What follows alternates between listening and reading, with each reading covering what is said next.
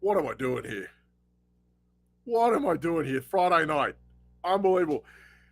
Here we go again. Week 12, B-League Pick'ems. I am your host, Dan at the B-League Says.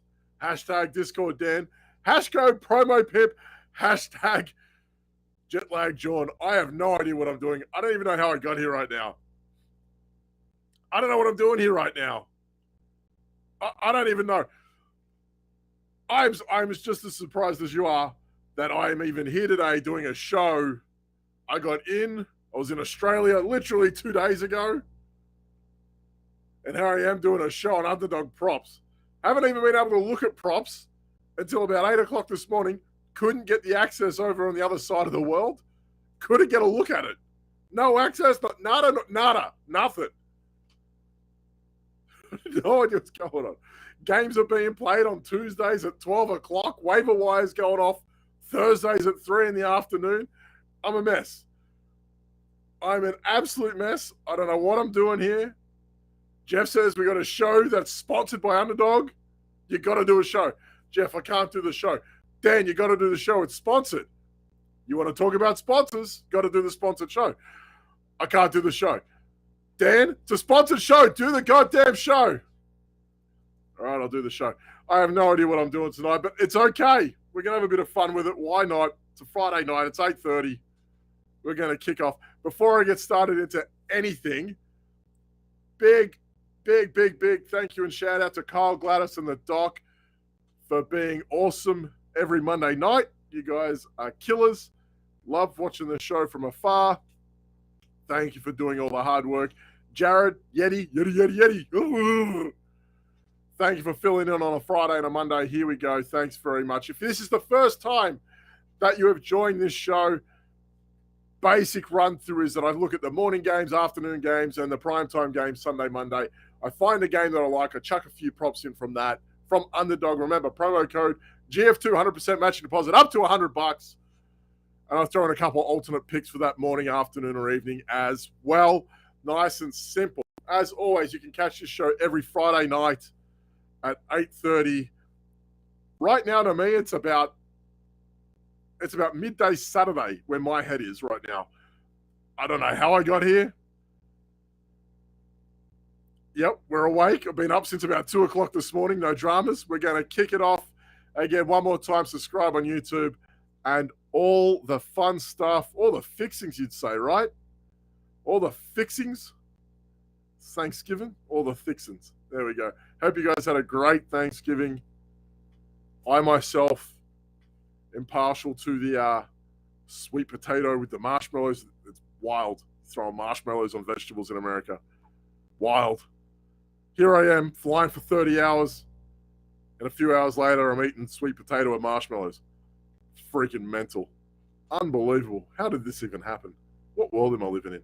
Either way, I'm looking at a few of the games on Sunday. We're looking at Houston, Miami. They're an over-under implied total of 47 as of this morning. Cincinnati, Tennessee. There was 0 bets on the Bengals this morning. Nothing. All right, Tampa, Cleveland. It's a very interesting game. I like that. Was it Jacoby Brissetti's about to get punted, so he might be a little bit more aggressive than you think.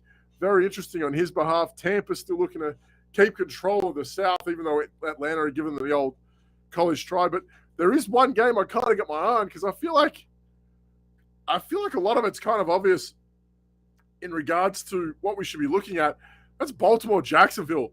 The weather's apparently a little bit off, and okay, it's Friday, so who cares, right? Fine. But you got to break down what each team has and hasn't got at their disposal and who they're up against.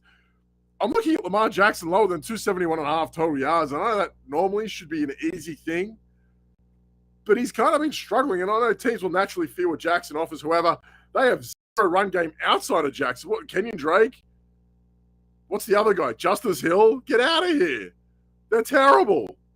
They're just no good. Why even? Okay, Kenyon Drake had one game. Guess what he does every year? He has one game. You know what we should do? We should draft Kenyon Drake. No, you shouldn't. Never. Don't do it anymore. Either way. So, look, they've got no wide receivers. DeMarcus Robinson, his pace will keep him a little bit more honest. Yeah, but the Jags have been a little bit more respectable on defense than I think that we give them a little bit credit for. Their record doesn't really give them much to go with. So, look, I think it's going to be a tough game from Jackson. You know, he hasn't hit this quota in back-to-back weeks as well, 271.5. I have a gut feeling if you don't get on that now, that's going to drop a little bit more. I think people are going to see this and, you know, I think they're going to take the obvious route with this. I don't think people are going to buy into it. Hi, Kyle. Welcome back to the continent. Which one? I don't know where I am right now. Ah, look at it, Monday night. Look, I've even got the badge up there. It's all reversed. Look at that, 2-point conversion. Get around them every Monday night, 7 o'clock. Gladys, Kyle, the doc, and myself. Except for the doc this week. I can't even get him on a show. I can't even blink right now. I'm dying right here. Doesn't matter. Mark Andrews, we're going to go higher than 70.5 receiving yards, which feels a little weird because we're going to take the unders on Jackson. But that's his total yards. Again, I find it weird to back a receiver and not the receiver or tight end and not the quarterback. But I feel like at this point, he's going to take that Travis Kelce route. How many targets are enough for him this week? How many? Well, okay, it was his first week back, 8 for 60, 8 660, 8 for 6 for 60. That was in his first game back from injury, the bye and all that, a little bit rusty, but like, he's come back to a team that's progressively worse, right? So how do we not like this for him? All right, Jags are the middle of the pack yards per game, the tight end, about 53 yards per game. So it's in that wheelhouse of him blowing up and them being respectable. But at this point, we have to sit there going, okay, what are they going to do? Are they going to keep Jackson honest, or are they going to try and shut down Andrews? I think their primary objective is going to be shut down Jackson and keep everything in front of them. But I kind of like that for him this week. I really do. I do. Bit of a tough one, though. How do you back against Mark Andrews with no competition for work? It's madness. Travis Etienne, lower than 99.5 total yards. Look, if there's something the Ravens have done well this year at most years, it's recruit veterans on the defensive side of the ball. And, you know, bringing in Roquan Smith hasn't missed a beat. He's brought up Patrick Queen with him. He looks a little bit solid. Josh Burns will work his way back in as well. Houston Campbell, JPP. They're starting to get a little bit more stacked. Some of those cornerbacks are going to start making their way back in as well. I know that's an issue for later, but for right now, Ravens' run day is still pretty damn good. So they can be exploited through the air a little bit. Okay, they've given up the 8th most receiving yards to running backs this year. So I get it. That's a way to get them. So if Etienne's going to go over, it has to be that. I think they're going to pressure the life out of old Trevor Lawrence this week. I think he's in a bit of trouble. This game to me feels like it's 43.5. I feel like that might drop a point or two by the time Sunday comes around. So if you're telling me that this game could go under 40, I think it could. This might be an absolute stinker. Afternoon or morning alternate game picks is an odd one because I feel like, look, I don't like to hammer bad results as the norm. Dameon Pierce last week was, I don't even know what happened to him. Does anyone know what happened to him? What happened to Dameon Pierce? It doesn't matter. It doesn't matter. Look, one bad game shouldn't spoil your process on him.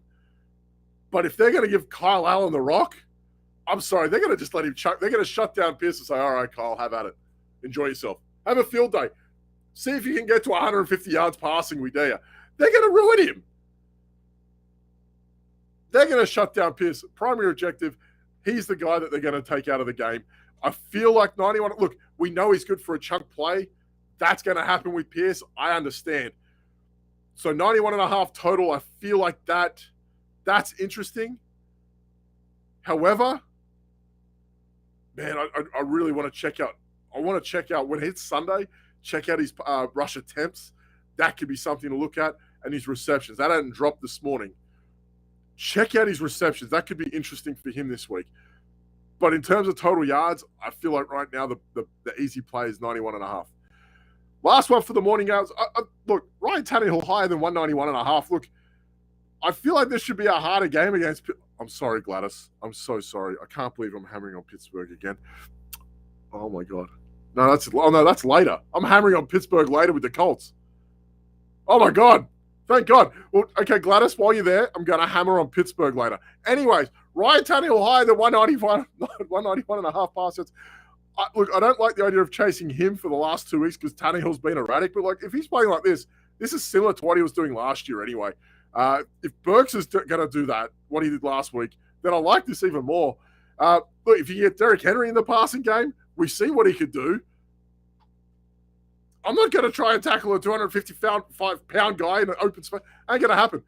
So, look, over 250 yards, passing yards in succession, punched over 330 last week.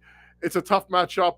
Sub 200 is pretty low for a quarterback with form and B, a team that's struggling to not end up in a shootout. They got the Bengals this week, and I don't even know what's happening with the Bengals this week. There is absolutely nothing on them. Nothing. This morning, nothing. So that shows you how much they don't know about this game. And, okay, it could be Derrick Henry. Bengals pretty good against the run. I think Tannehill's going to air it out a little bit more than we think. So I trust him a little bit. I'm still sorry, Gladys. I'm so sorry. Oh, my God. Do we have Continent King to dance restaurant? I'll tell you what, in about 18 days, I'm off to another one. By the way, Kyle, in about 18 days, I won't be on Monday's show. I'm sorry. I'm telling you now, it's happening. That jet lag. I'm just going to sleep in lag for the rest of my life. This is ridiculous.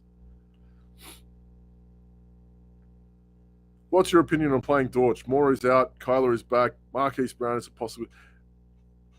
Look, I mean, he's always good for a touchdown here or there, isn't he? Look, we saw what by halftime, DeAndre Hopkins had, 8-9 targets to his name by that point, 8-9 receptions by halftime. So, look, we know how this is going.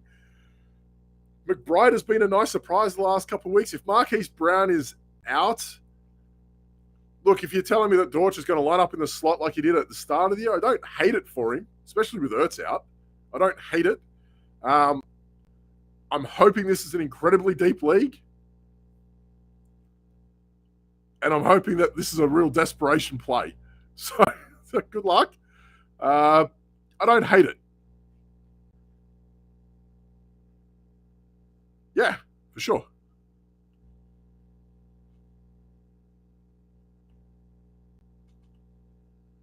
That's a thumbs up for Dortch from Gladys.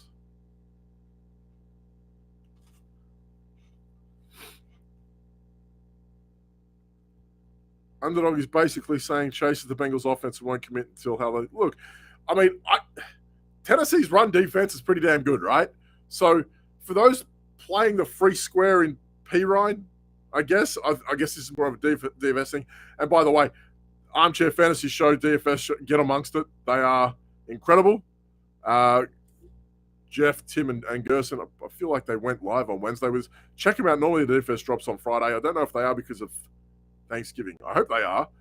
There's a really weird slate up ahead. So any advice that those guys can give, normally around 9:30, 10 o'clock every Friday night.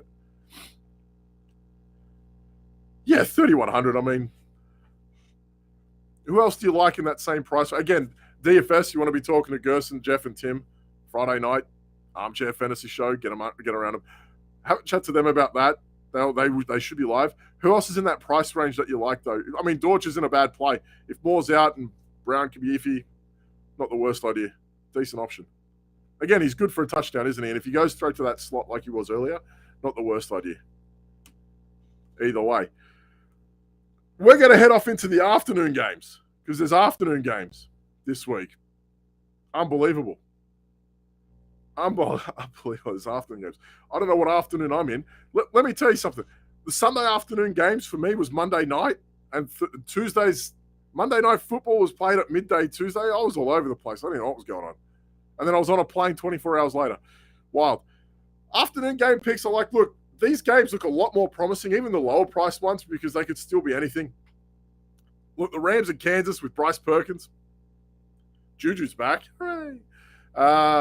New Orleans, San Fran. That's at 43.5. Sorry, Rams, Kansas, 41.5. So still looks more promising than some of the other games in the morning. My God. New Orleans, San Fran, 43.5 in San Fran. A short week coming back from Mexico. Saints had a pretty good wing. Dalton was firing off a bit. Chargers, Arizona. Mike Williams already been ruled out. How's your ankle? 200%.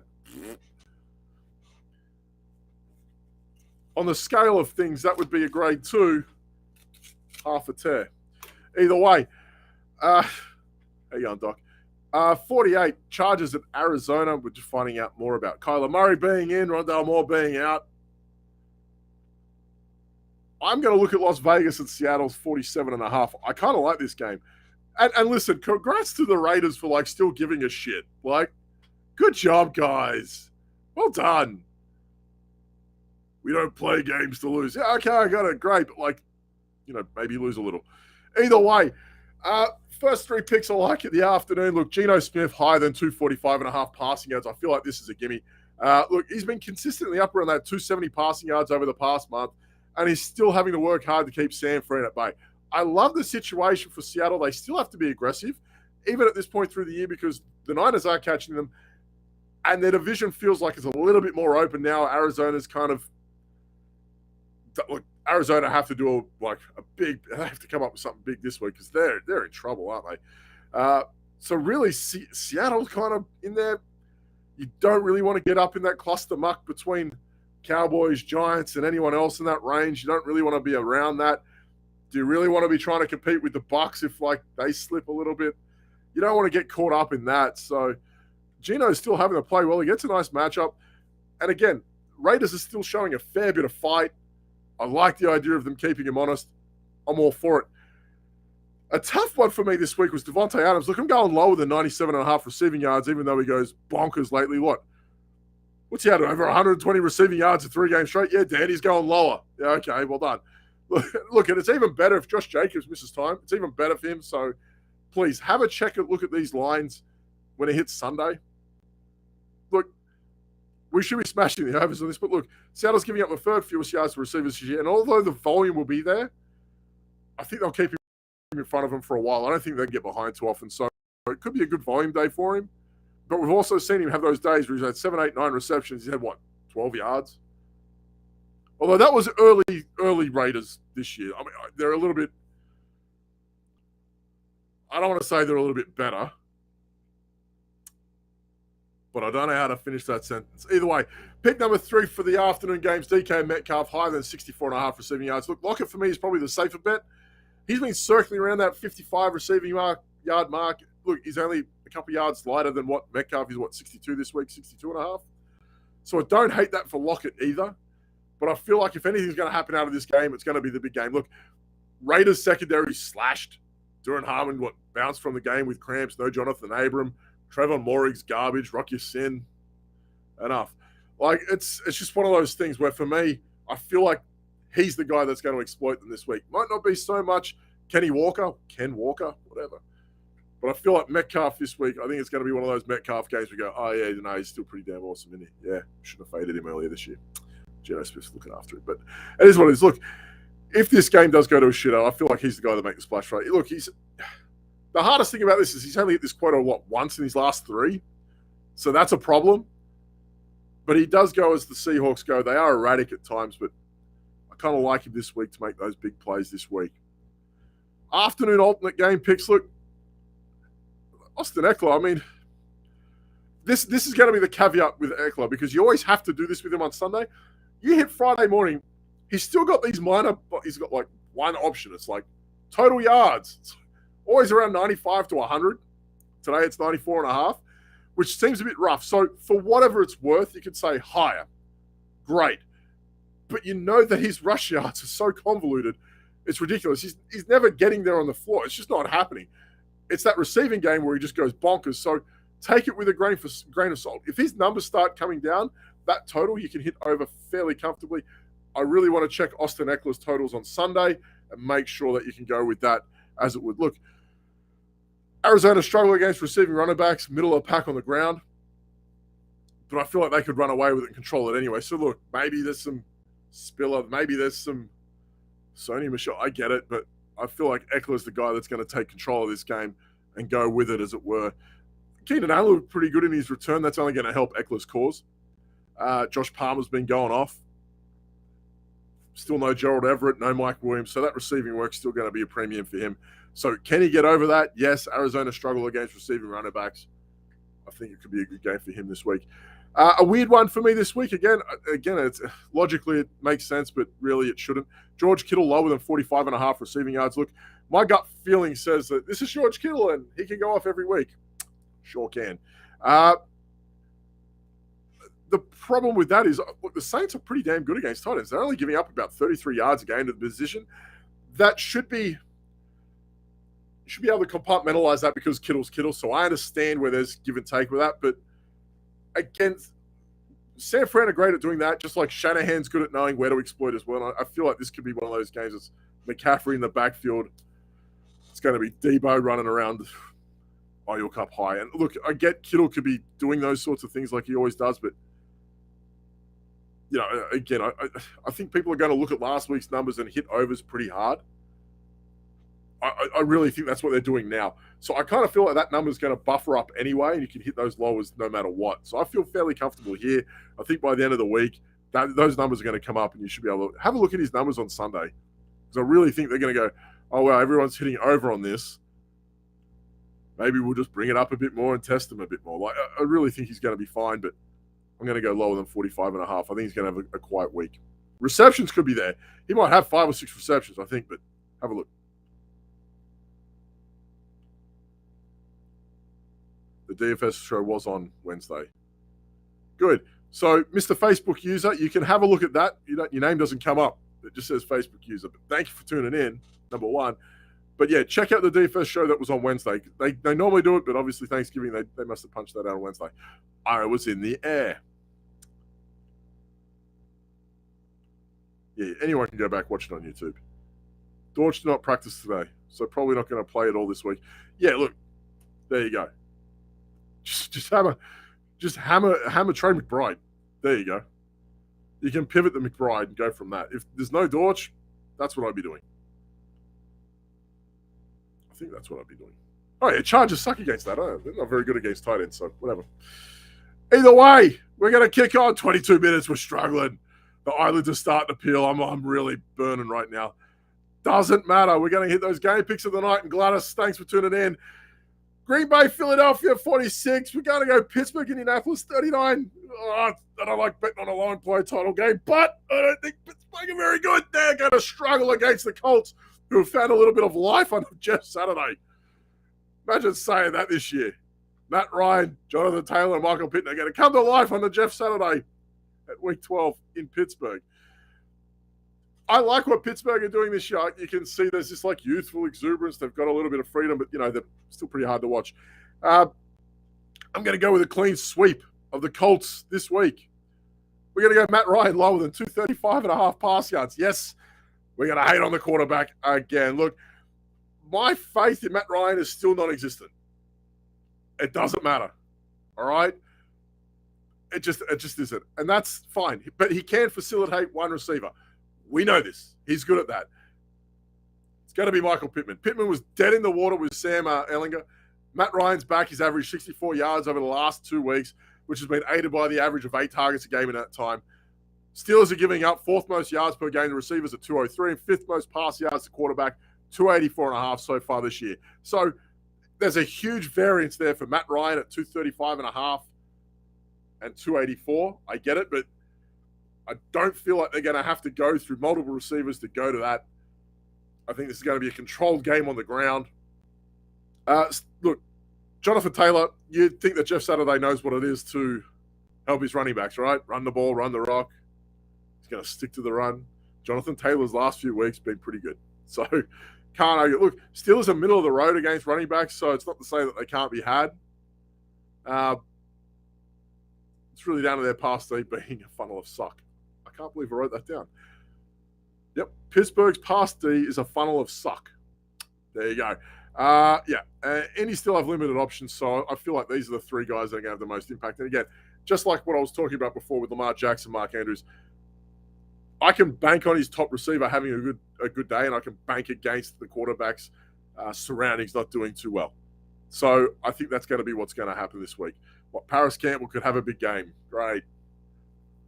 If they thought that, his props would be up, right? So that's what we're going with. Either way. Taylor, 103 average yards on the ground last 3 weeks. So we're looking at what? Jonathan Taylor over 85.5 rush yards. Michael Pittman higher, 66.5 receiving yards. I don't think that's out of range for these guys. I don't think anyhow. And I stayed away from Green Bay, Philadelphia, because who wants to bet on Green Bay right now? Kyle, what's up? I have no idea.